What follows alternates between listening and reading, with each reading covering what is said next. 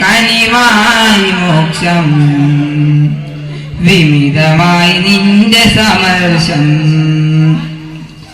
വിജയം നൽകു സർഷം ജിഹപരജീവിത സൗഖ്യം